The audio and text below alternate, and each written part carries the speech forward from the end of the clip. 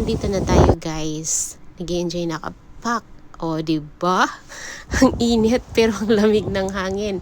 So, eto, umpisahan na natin yung ating meditation. Kaya meditate tayo sa ganda ng view. So, wala tayong kasama. May bag tayong dala. Ang ganda. What if...